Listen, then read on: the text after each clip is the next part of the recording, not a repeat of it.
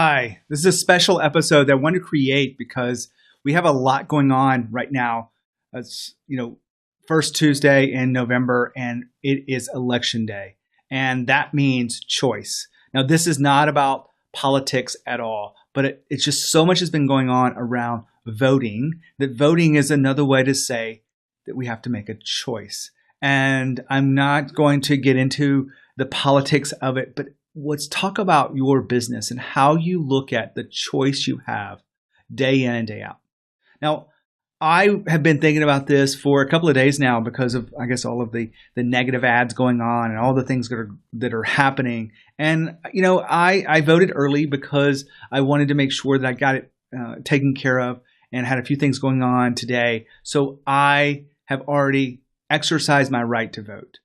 But I want to talk to you about the choice that you have in your business and how you look at those choices.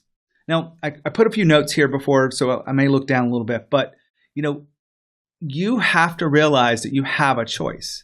You have to realize that you don't have to do what you've always done, because doing what you've always done will get you the results that you've always gotten.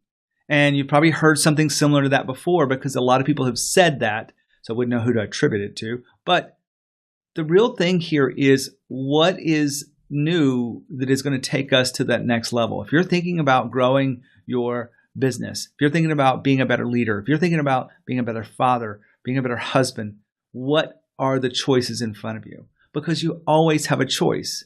And the problem is we get clouded with those choices. We are, really let our core beliefs drive what we see as possible.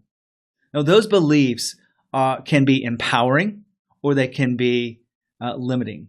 You've probably heard that as well. But let's dive into each of those. Empowering beliefs are those that lift you up, that cause more energy to be flowing through in a very positive kind of way, that really get you excited, maybe activate some passion inside you. Maybe they activate your, just the energy you have toward moving toward something that you really want.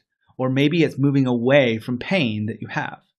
Now, a limiting belief is something that's really hard for you to see because you believe it's just a belief.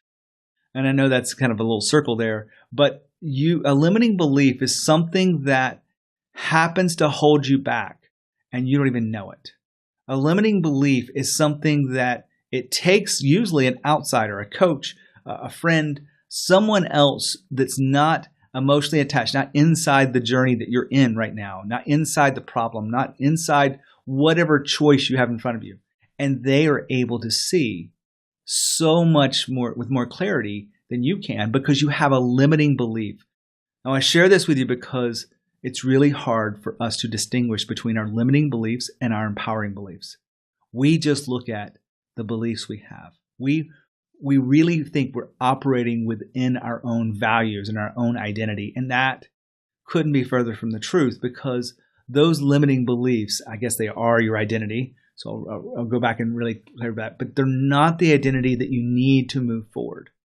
Now, a lot of these beliefs come from childhood. The mother and fathers, the way they treated us, the way they exercised, communicated with us, the way they lifted us up or didn't lift us up. I've heard so many stories about people who have been, physically abused or emotionally abused by, fathers or mothers. And I've written about it in my book about how Tony Robbins was, emotionally abused by his mother. And he said he wouldn't be the man he is today without her, her being the way she was. And if she had loved him as a traditional mother would, and as he wanted her to at the time, he wouldn't be the person he is today. Now think about that for a second. He can look back now and look at how bad it was and how it shaped who he is today.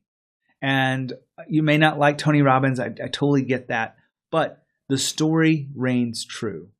Think about your life. Think about what's going on within those decisions you're making and the beliefs that you've been handed from your parents. You can also look at media. Media, tells us what we should be buying or how we should be looking at new technology or how we should be doing something else. And, maybe it's about being thinner. Maybe it's about being more attractive. Whatever it is, media shapes our beliefs.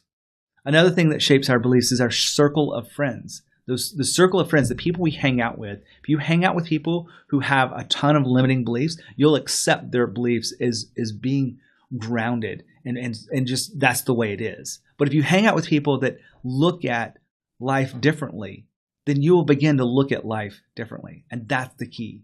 That's what I want you to see is the beliefs shape who we are and who we become, what we see as possible, those choices in front of us. And if you want to make good choices, you've got to really look inside yourself.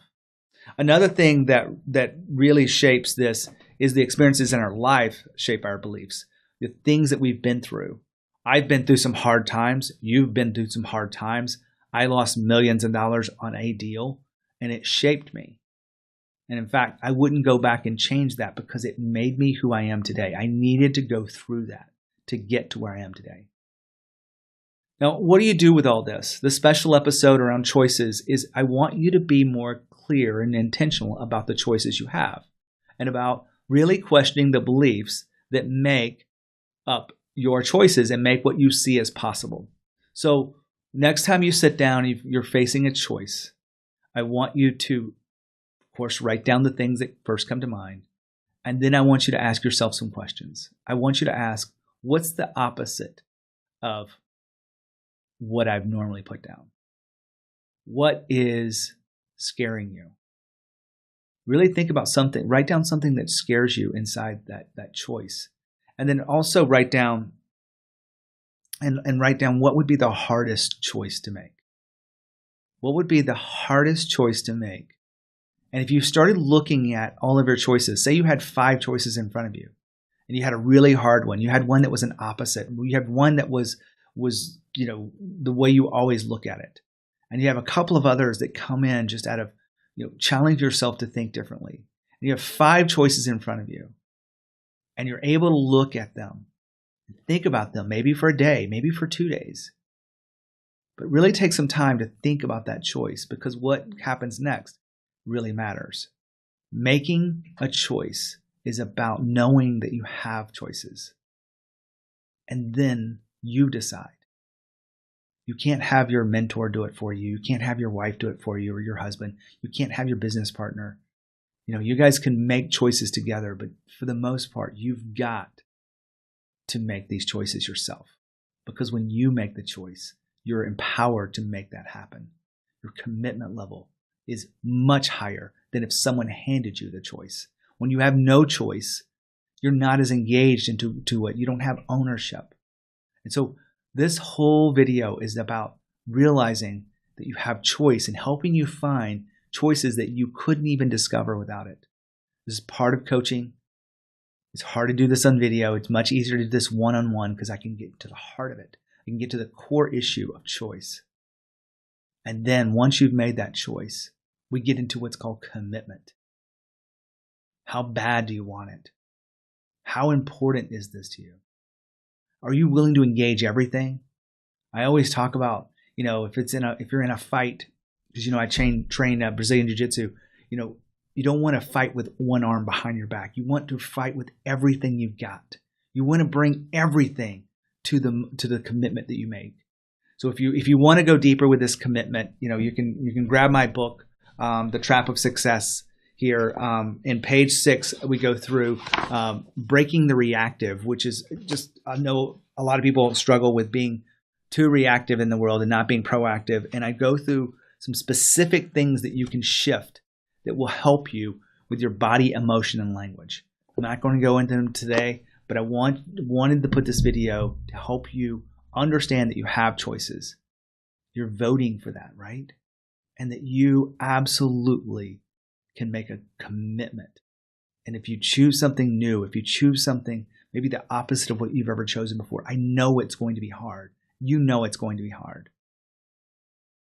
But usually the hard choice is the right choice. Too often we default to the easy choice because that's comfortable. That's my piece today.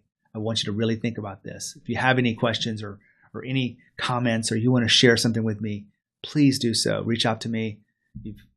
everywhere on social media. You can go to my email at gene@genehammett.com. But I'd love to hear from you. As always, lead with courage, and I'll see you next time.